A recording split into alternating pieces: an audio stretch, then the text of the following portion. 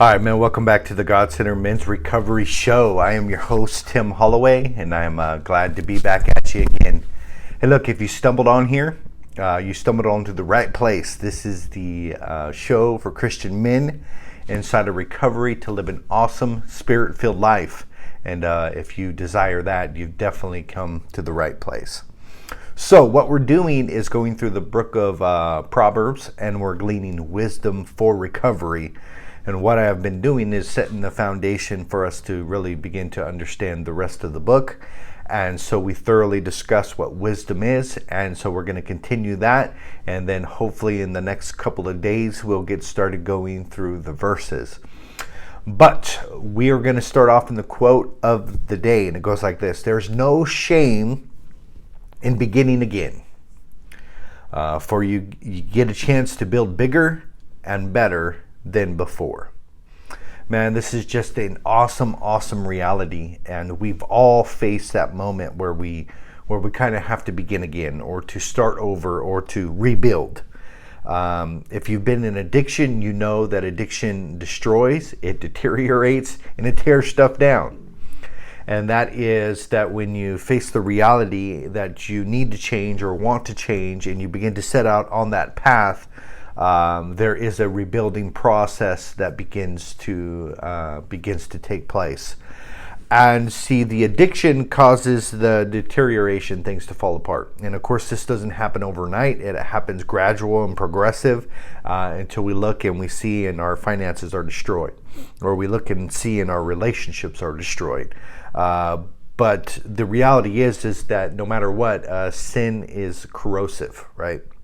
We can't hold a hot coal in our pocket without being burned.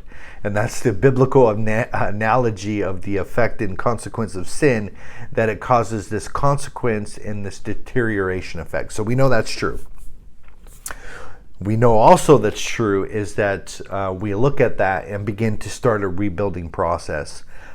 Everything that we previously did, our mindsets, our belief system, and all of those things are considered the old way of doing things and must be challenged if we are to progress inside of the new life. So that being said, there are old things that are going to have to pass away. The Bible says it this in 2 Corinthians 5:7, "Therefore, if any man is in Christ, he is a new creation. The old things have passed away, and behold, all things have come new."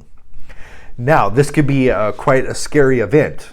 You started out in this new life, and everything that you previously, that you know up to this point, as far as mindset, paradigms, belief systems, attitudes, behaviors, triggers, responses, all of these things are passing away. And that is they are dying, they're becoming nothing, they're losing their effect inside of our life, and we're going on this new path. And this is a scary journey. Just think about this for a moment. The disciples who decided to follow Jesus, and they left all, and the Bible says, and they followed him. That leaving all is a scary thing. But the reality is it's just truth, because the frame of mind that we had in addiction doesn't work for us anymore. It doesn't build godly character. It doesn't build positive relationships. It doesn't cause us to thrive inside of the abundant life. And so it must and it will pass away. But imagine for a moment the scariness of leaving everything and beginning this new life. And this is the reality that the disciples faced, and they went all in with a new life, with a new system, right? And they spent 3 years with Jesus, unlearning some of their behaviors, challenging their misconceptions, and being called out on the carpet for some of their actions and some of their behaviors, so they can get a mental paradigm shift, and so they can begin to experience change and transformation. So that is an awesome reality. Because of the love of God, we are not consumed. For his compassion, it never fails, right? They are new every morning. Great is your faithfulness. This is Lamentations 3:22. And so this says his mercies are really new every morning. And that even our daily lives have a tendency of letting go of the old. And that is, yesterday is gone. I may have had a lot of victory yesterday. I may have faced a lot of defeat. But the reality is that yesterday is gone. And that all I have is today. Tomorrow is not here, right? And so looking at today as a fresh new day where I get to have a clean slate for the day. And that I'm going to live today to the best of my abilities. Isaiah 43:18 says this, "Forget the former things. Do not dwell on the past. I am doing a new thing, and now it springs up. Do you not see it or perceive it? I'm making a way in the wilderness and streams in the wasteland." Now, this is an awesome prophecy that are given in Isaiah, but when it comes to personal application, when I look at that verse, I think, you know what? What is done in the past is gone. And that there's no shame in starting over.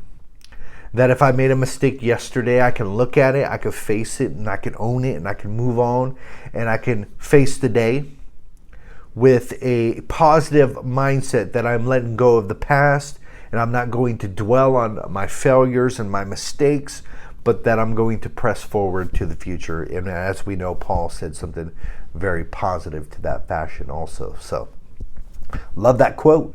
Has a lot of positivity in it. So, recovery question of the day: how do you face challenges differently now that you're in recovery? So, the coping skills are very different, right? So, when I was in addiction, of course, my go-to thing was alcohol. And when trigger, anger, resentments, some feelings that I didn't want to deal with would crop up, my go-to thing was just to drink. And, bury them for 2 to 3 days and then come back out of the situation feeling, better or whatever. And so now that, I've started this sobriety journey, the triggers and the things still happen. The only difference is that my go-to source isn't the drink. So I still have the situations that come up. I still have some of the anger, or some of the triggers, or some of the, past traumas or whatever. Different things come up. Now the only difference is my go-to source, right? My source is quite different these days. And that, I could still experience maybe a funk, or I could still experience a depression, but my outcome is far different. And that is that I don't go into a pit, and I don't go into drowning myself in alcohol and failing to look at the pain. What I do is that I practice awareness, and that is I understand and I see what is going on inside of my life. I know I see the trigger and what has caused the response. I examine that and see what it's rooted in, and it's usually insecurity and fear, and that I'm afraid, that I feel somehow that I don't measure up, that I'm not worthy, I'm not adequate, and all of those things, right? All of those floods of thoughts that begin to come in. And so I recognize it for what it is. And once I begin to do that, it kind of takes away the natural triggered effect, where before, when I was inside of my addiction, that I would get that triggered response, and then I would just go ahead and follow it into numbing and sedation. Where now, I recognize that it's there. I see the feelings, I see the emotions. I examine it to see why, I possibly might be feeling this way. And then I begin to call it out for what it is. And then that is, I begin to look at, understand the thinking here that's involved in here, and that it's rooted in insecurity and fears. And so then I ask myself, am I going to be driven? Am I going to be governed by my fear, or am I going to be governed by faith? And this always leads me to, what does God think about me? What does God say about me? And am I really holding on to the truth of that? And that has been a very beneficial coping skill for me. So moving on, we are inside of Proverbs. We're in verse 1 and verse 2. And we're moving on from knowing wisdom. We're trying to get out of that topic, but needless to say, we're still learning a lot. And we're trying to go into the instruction category, to know instruction and to perceive the words of understanding. See, knowing wisdom is having experimental knowledge. Knowing wisdom is experiencing in your life the things that are freely given to us by God. So, we know this. And 1 Corinthians 3:16, know ye not. Now, this is in the King's English. I read this because my concordance is attached to it, and I like having it at hand. So, in the King James, know ye not that you are the temple of God, and that the Spirit of God dwells inside of you. And so, asking this question is really asking, are you not aware? Do you not understand? Are you not intimately acquainted with the fact that you are the temple of God? And that is a powerful, powerful question. I'm going to go ahead and take a drink of water so I don't drive you guys crazy for the rest of the podcast. So hold on just one second.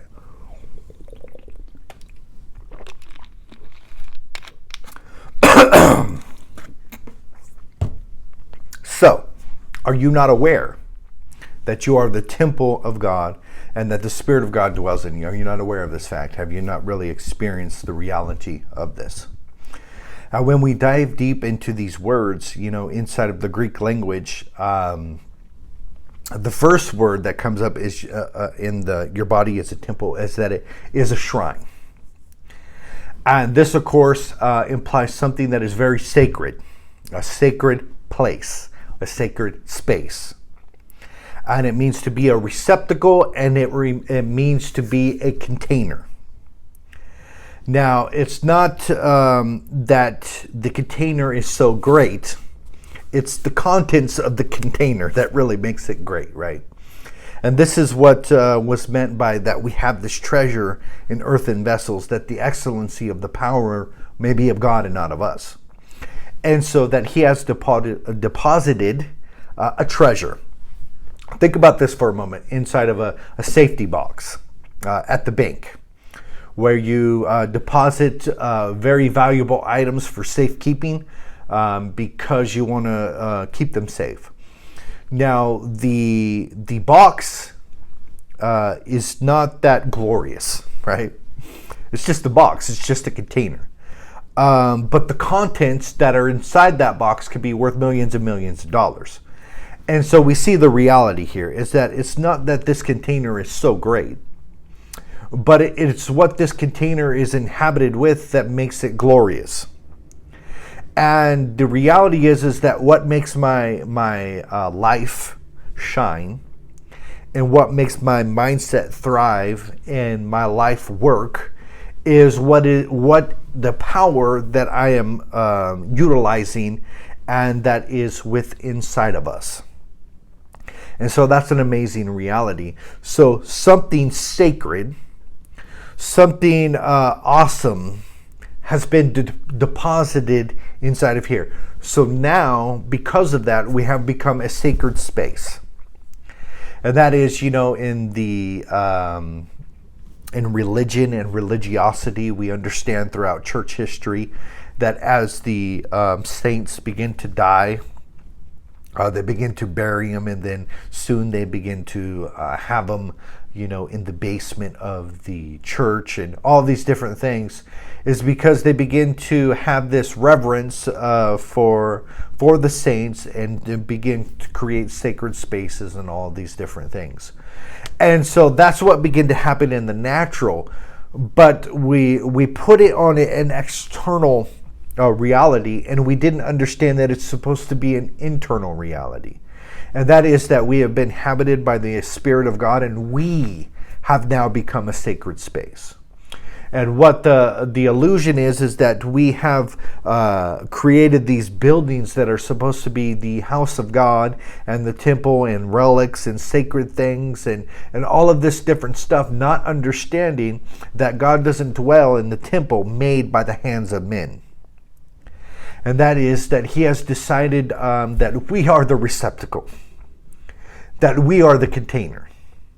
And then so we go cross land and sea to see all these different sacred spaces and sacred lands and holy lands, but we fail to understand the central truth that my body is the temple, and that this is supposed to be the sacred space. Now, what would happen if I begin to believe that in reality and in full assurance that this is true? I wouldn't let certain things inside the temple, right? I wouldn't allow my temple to be desecrated. And so when we think about addiction, it is the ultimate desecration of the temple. And that is that we bring things inside God's container that don't belong inside the house of God. And I'm talking about this house, okay? And so we thoroughly understand that this is where he decided to dwell. So addiction is bringing things inside of the temple that begin to destroy the holiness or the sacredness of the temple. And so we do this with addiction, and we do this by choice. And so once we begin to understand that we are a container, much like this water bottle here, if you're watching by video, I got this Aquafina, this water bottle here, this plastic here is just a container. And that is, it contains this water. And so this is a analogy of what we truly are, that we are a container. And without the glory, or without God, inhabiting us and filling us, we're just empty, right? And this is what we feel inside of addiction. We feel the emptiness. We feel alone. We feel scared. We feel the fear. And that fear drives us to fill ourselves, okay? And what we do is we begin to fill ourselves with substance. That's what this is. Water inside a container, substance. And so we try to feel ourselves, the emptiness, the void. We recognize that we're empty, and we try to fill ourselves with things that are supposed to satisfy us, right? But that's the delusion. It never satisfies. And we'll never feel the longing that we have for satisfaction, no matter how hard we try, right? Because after the drugs wear off, we're back to reality. After the alcohol wears off is the headache, the stomach ache, the shakes, the uneasiness, right? Many of you who have experienced that know exactly what I'm talking about. So after the pleasure comes the pain. And that's the whole delusion of this thing, is that it's somehow pleasurable. But as I talked about before, sin is only pleasurable for a season, and we know a season only lasts 3 months. And so we try to fill ourselves, and not understanding that we are called to be a sacred space, and we have tried to fill ourselves with other things that don't satisfy. And they don't bring the ultimate pleasure that we're looking for. And there's no contentment. All there is frustration. All there is the feeding of the lust and the longing for more. And you'll find that everything that we try to fill ourselves with creates this effect. After it is finished, after it is over, the longing returns, and we just want more. More, more, and more. Again, again, again. Now, Jesus said that he would be the living waters, that a man would partake of it and he would not die, and that would quench his thirst, and that he would no longer be thirsty. And what that means is a satisfaction of the soul. And that doesn't mean that I'm an endless pit anymore, that is filled with, that is unsatisfied and never happy. That Jesus Christ comes in and begins to inhabit us by the Spirit of God. And that the satisfaction begins to happen inside of our life. And this is an awesome, awesome reality, and it is really the central message of the effect of the gospel inside of our lives. So we are the sacred space. What would happen if we said, you know what, my body is sacred, my mind is sacred, And that is that I'm not going to partake and I'm not going to consume of things that are going to defile my temple, right? So everything that we allow to come in begins to affect our heart. It begins to affect our mindset. And that there is really no external thing that can make you dirty, as Jesus talked about, but out of the heart. We allow these things to come in inside of our heart, inside of our minds, and we begin to set out and to pursue these things, and we become defiled. And our lust consumes us, and we seek and we desire to possess and obtain things. And the hunger never ceases, and it's never satisfied. So, we have to decide on whether we are going to take this reality of sacred space to the reality of God, what God does.